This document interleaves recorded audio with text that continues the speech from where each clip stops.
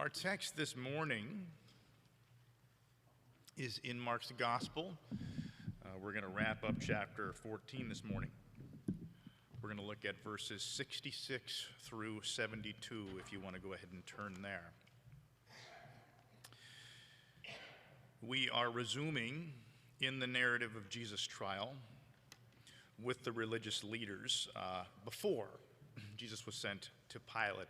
We discussed last time that there were phases to this trial, and though there are some phases that are mentioned in some Gospels and some in others, there are three main phases where there's the phase where he is before the religious leaders, and then it is certified by the Sanhedrin, and then it goes to Pilate, and we're still in that early phase. Last week we saw inside the home of Caiaphas where the religious leaders were gathered to build their case against Jesus. And this week, we're going to shift our focus to outside in the courtyard of Caiaphas' house, where Peter watched all of this unfold from a distance. You follow me? So last week we were inside the house. The Sanhedrin were gathered there. They were building this trial against Jesus. Now the spotlight is going to shift outside to the courtyard. And we know that Peter was present in this area from our text last time, where it said in the beginning of it, in verses 53 and 54, they led Jesus away to the high priest, and all the chief priests and the elders and the scribes were gathered together. Peter had followed him at a distance right into the courtyard of the high priest, and he was sitting with the officers, warming himself by the fire. And now, after the great miscarriage of justice that we witnessed last week in verses 53 through 65,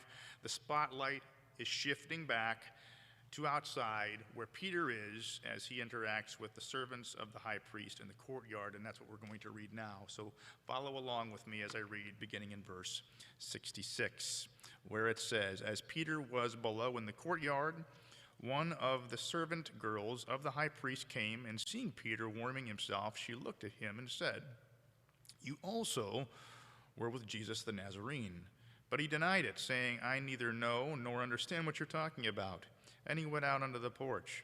The servant girl saw him and began once more to say to the bystanders, 'This is one of them.' But again he denied it. And after a little while the bystanders were again saying to Peter, 'Surely you are one of them, for you are a Galilean too.' But he began to curse and to swear, 'I do not know this man you are talking about.' Immediately a rooster crowed a second time, and Peter remembered how Jesus had made the remark to him, 'Before the rooster crows twice, you will deny me 3 times.' And he began to weep." Now, by way of summary, just to make sure we're capturing all that's happening here, we can see that Peter is recognized in the courtyard by one of the servant girls that are there. We see that in verses 66 and 67, and he denies it in verse 68. And he goes to the porch. He moves a little bit, and then the servant girl identifies him again to the bystanders looking on, saying, "This is one of his followers." He's to the people that are there. And again, he denies it in verse 70. Then other bystanders, remember the girl saying to the people around, "This is one of his followers," where now the text in verse 70 says that some of the followers saying, you know what, you kind of are one of his followers. You have to be, you're a Galilean. They began to kind of join in and say, "Yeah, it makes sense, you must be one of his followers." And this time, Peter denied his association with Jesus with cursing in verse 71. And finally, the rooster crowed. Peter remembered what Jesus had predicted earlier, and then he wept, it says in verse 72.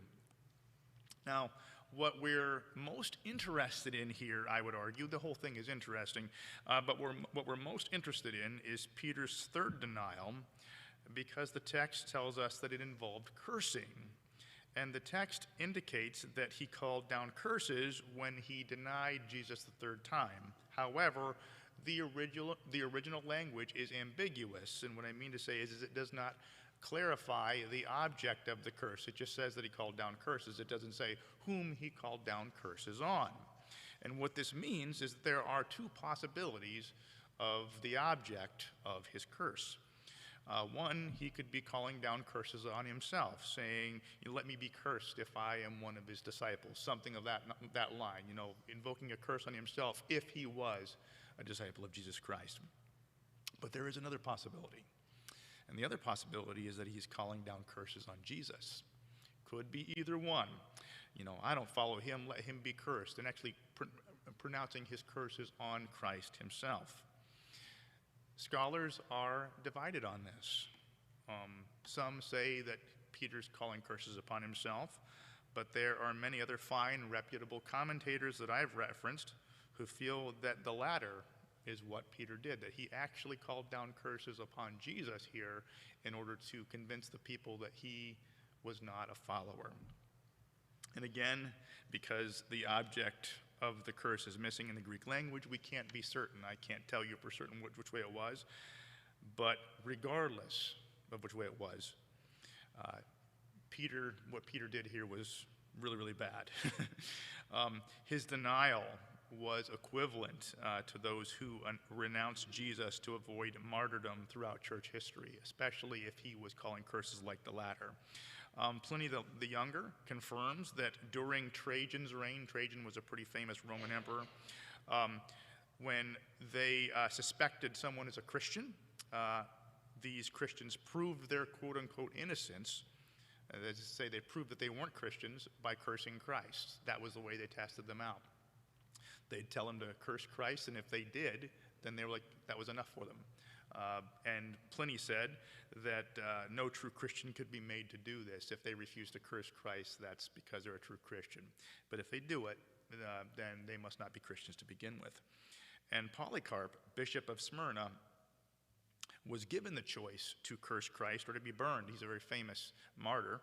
And he said, in response to that choice, he said, 86 years I have served him, and he has done me no wrong. How can I blaspheme my king who has saved me? And so he was given that choice, and he absolutely refused, and he took fire rather than cursing Christ.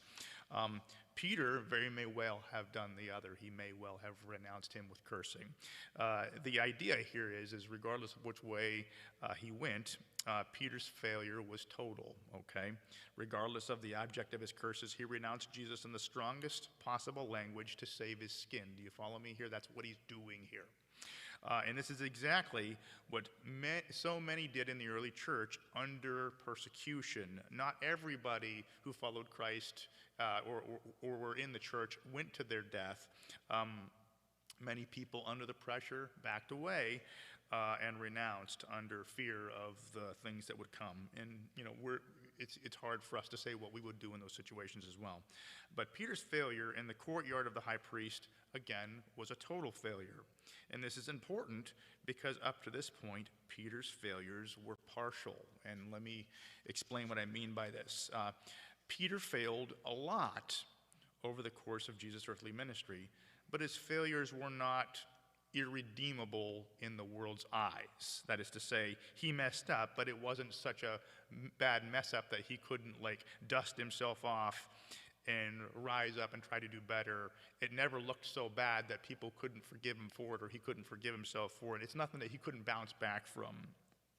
And so he was failing, putting his foot in his mouth, doing dumb things, but he would rise up and he would try to do better. And this cyclical pattern of failure, followed by bursts of courage and energy to try to make up for it, can be observed throughout the entire chapter. We've been stepping through this chapter for a while. There was an interruption over the holidays, so you've been seeing this unfolding and not realizing it, so I'm just going to go ahead and highlight some of those things now.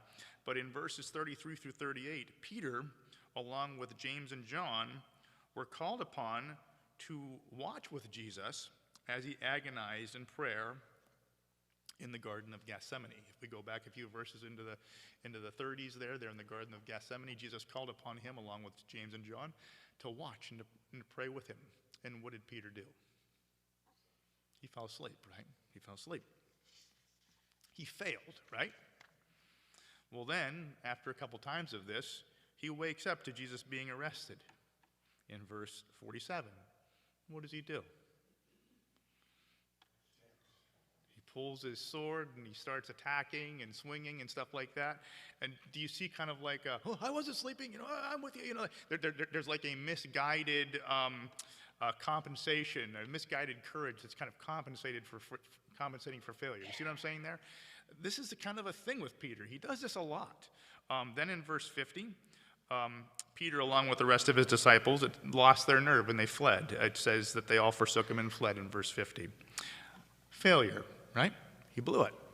Then again, in verse 54, a verse that we just read shortly thereafter, we see Peter rallying himself and attempting to go back. He enters the courtyard of the high priest. And in doing so, he's exposing himself to danger knowingly. He was not oblivious to the danger he was in. He knew he would be exposed to the light. He knew that he could be recognized, and he went there anyway. Again, compensation, misguided courage, whatever you want to call it. He failed, but he always was rallying and trying to come back the other direction. And so my point here is we don't want to miss Peter's attempts to be courageous and to do the right thing here, and it tends to be compensating for the failures that he would have had. So Peter messed up constantly, but deep down inside, he really wanted to do the right thing, and he really believed that he was able to do better. He really, really wanted to do the right thing. And this is what was behind Peter's cyclical pattern of screw-ups, followed by bursts of zeal to compensate. Can you identify with this? Failing, and then trying really hard to do better. Maybe even some misguided zeal from time to time, trying to compensate for that failure. You don't even necessarily know you're doing it sometimes, but you're compensating for the failure that's happening in there. I'm trying just so hard to do better. I know I'll get it right this time, just give me one more chance, that kind of thing. This is what Peter was struggling with his whole time. And Jesus described this condition that Peter was going through in verse 38, and I quote, "The spirit is willing, but the flesh is weak," right? I really, really, really, really want to do the right thing here, and I'm trying really hard. He had all the desire in the world to do the right thing. He just couldn't seem to pull it off. Over and over and over again. And so he would fail, and he would compensate for it, and he would fail again, and he would compensate for him. And there's this cyclical pattern over and over again. You guys see the pattern? With that in mind, this text is interesting because this is where the cycle breaks for Peter. This is where it stops. The cycle ends. And it doesn't end by him finally making it over the mountaintop and getting it together and getting things straightened out and finally achieving this thing. It breaks with total failure, right? It breaks with a complete bottom out. It breaks with an irredeemable screw up, right? It really does. This time, he blew it so incredibly bad that there was no compensating for it. There was no forgiving himself for it, that kind of thing. This was such a bad screw-up that he just couldn't find his way out of it on his own. Now, as we know from earlier verses, Jesus predicted Peter's failure here in advance. And I'm going to give you that passage now. Again, this is earlier in the same chapter, verses 29 through 31. Peter said to him, "Even though all may fall away, yet I will not." And Jesus said to him, "Truly I say to you, that this very night, before a rooster crows twice, you yourself will deny me 3 times. But Peter kept saying insistently, "Even if I have to die with you, I will not deny you." And so Jesus predicted this thing. In fact, the text says that Peter remembered what Jesus said and he wept, right? He was predicting it here. What's also interesting, though, is Luke's gospel, Luke's account. I'm going to give that to you here in just a second, but it's Luke 22, verses 31 through 34. What's interesting about it is that in that account, Jesus also predicts Peter's restoration. He predicts his failure, but he predicts also his restoration. So let me give that to you now. "Simon, Simon, behold, Satan has demanded permission to sift you like wheat, but I have prayed for you that your faith may not fail, and you, once you have turned, again strengthen your brothers." But he said to him, Lord, with you I'm ready to go both into prison and into death. And he said, "I say to you, Peter, the rooster will not crow today until you have denied me 3 times that you know me." And so he's saying, you're going to fail. But in this particular case, he's saying, I've already prayed for you. You're going to strengthen your brothers when you come out the other side of it. So he's already talking about the restoration on the other side of this thing. It's fascinating.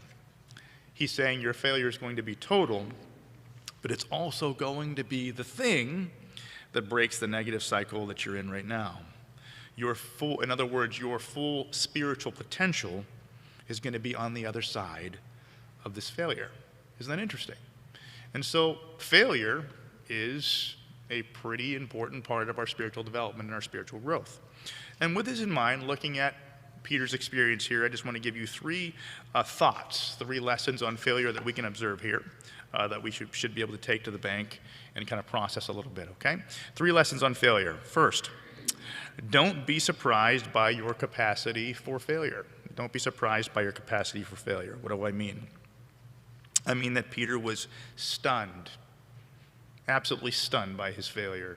It says that he remembered the words of Jesus and he went out and wept. And if you look at verses 30 and 31, when Jesus predicted it, we could just give you one more second here. When he predicted it, he said, even though all may fall away, yet I will not. Even if I have to die with you, I will not deny you. He actually believed this about himself. He really believed that this was true. And when he failed, he was utterly stunned by it. He really genuinely thought that he had higher capacity than that. He thought that if he was in the grind and that he was called to the furnace, he would be able to stand with Jesus, and he actually just completely chickened out. All right? Have you ever wondered what you would do if you were in that situation? We're in a different time. Most of us here, in fact, all of us have never been called to the carpet and said, renounce Jesus or die. You know, I'd like to think that I'd do the right thing, but I've never been in that situation, you know. I don't know. I'd like to think I'd do the right thing, but I don't know. And with it in mind, are you critical of other people? Are you, do you find yourself, you know, like if I was in their shoes, I would be able to do better, those kind of things. If that's the way you think, then you think highly of yourself than you should, and you will be utterly shocked by your capacity to fail. Does that make sense? If you are one of those people that's always critical, that's always thinking that those people are dumb, and if I was in their shoes, I could do better, blah, blah, blah, get ready to fall on your face. That's the kind of thinking that means you're ready to fall flat on your face, and you would be totally shocked and stunned by your capacity for failure. Peter was in the same boat. Though all others may fail, I will not. It'll never happen to me, blah, blah, blah, blah, blah. And he was utterly stunned. It broke him because he was completely shocked by it. So don't be surprised by your capacity to fail. Even if you've been having a good run, don't be surprised at just how much you can fail if you're put in the right spot. Make sense? How's that for encouraging? You guys are all screw-ups. Yeah, don't be surprised, all of you. You know, go in peace and please come back. Yeah. Anyway, when you do fail, however, forgive yourself. All right, because God has already forgiven you. When you fail, and you will fail, all right? I promise you will. Forgive yourself because God has forgiven you. Peter was absolutely crushed by his failure. The text ends with him weeping and broken. Why again was he? We just explained this before. He thought he was here, and he found out he was here. He was surprised by his failure. And there's that, when you don't meet those expectations you have for yourselves, it just crushes you. And he was broken and he's weak and he was weeping. But here's the thing. He was surprised by his failure, but God was not. God already knew he was a complete screw-up before he chose him and before he redeemed him. That's why he was predicting his failure in advance. And he had already forgiven him. And the same thing is true for you. When you make mistakes, even these big, total, colossal failures that it's hard for you to come back from, it's hard for you to forgive yourself for, just remember, God already knew that capacity was in you, and he's already forgiven you, and he already loves you even before that. So forgive yourself. I'm not saying excuse the sin, but forgive yourself because God has forgiven you. Follow me? I say this to myself a lot because it's really hard for me sometimes when I mess up to forgive myself. I mean, I just fixate on it. I go over and over in my mind, and I have a hard time letting things go and forgiving myself. Have you guys ever felt that way? You just really fixate on things and have a hard time forgiving yourself, letting it go. Forgive yourself. God has forgiven you. You need to do the same thing. And lastly, God uses even your failures to make you better.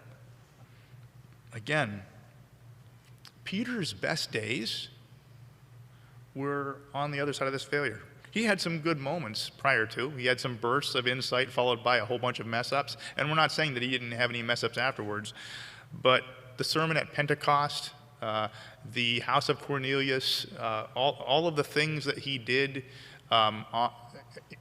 all of the ways that he served as a leader in the church, all that came on the other side of this failure after he had denounced Christ in such a colossal way. And in the same way, we tend to be better as a result of our failures if we can embrace Christ's forgiveness and we can rise back up in that and move on. When we can rise up from our failures, not in the sense that, oh, I'll do better next time, but in the sense that I am a failure, I am broken, but God loves me, and in his strength I'll go forward. When we rise up in that way, we can be much better and much more productive as Christians and represent the kingdom of God better.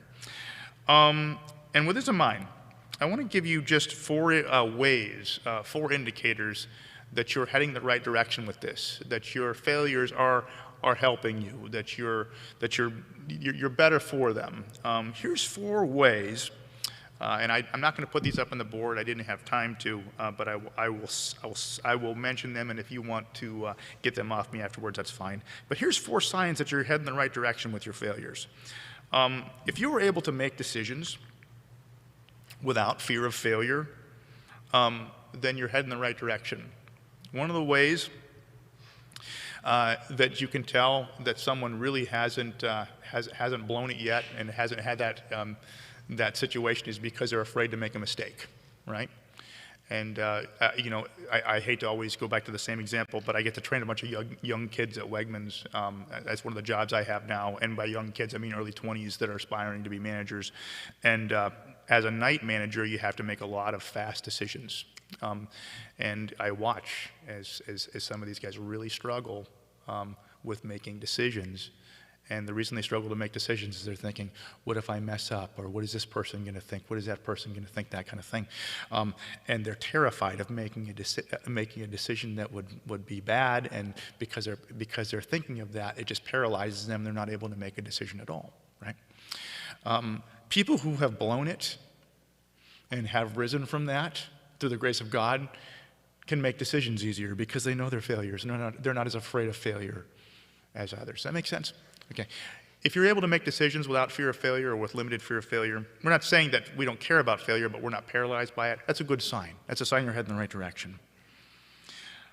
Secondly, when we do fail, we're able to laugh at ourselves when we mess up. I know we're kind of rehashing some of the points that we already made, but when you fail, do you just fixate on it, and do you just are you just mortified by it, or do you try to hide it? Do you try to cover it up? Do you try to spin it, or do you say, I really blew it there, that was, and do you just kind of make light of it? Are you able to laugh at it, and you're able to say, oh boy, that was stupid, I have to try not to do that again? If you're able to laugh at it, make fun of yourself, just relax a little bit and say, hey, I messed up, tomorrow's another day, it's a very good sign that you're heading the right direction with failure.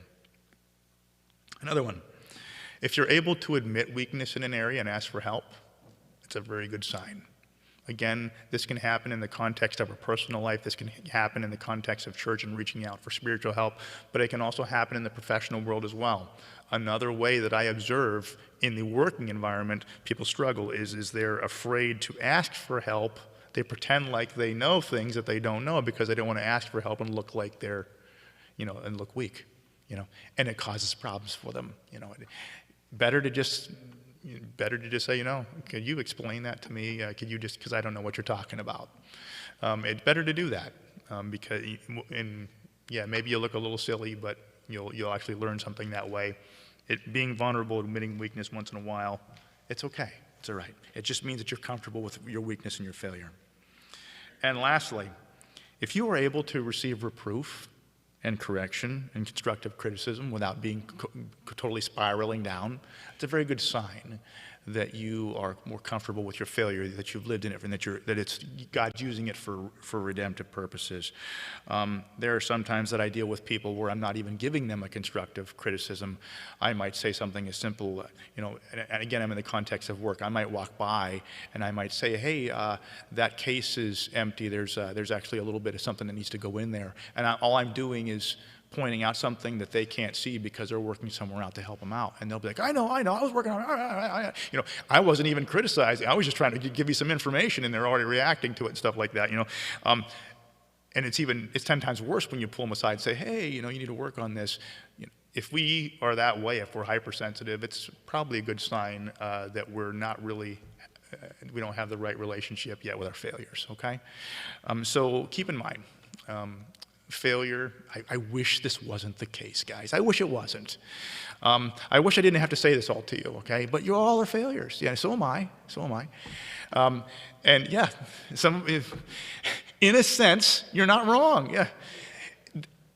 We're not saying that failure, how do we say this in the right way? Failure is terrible, but God also redeems it, uses it to redeem us and to change us.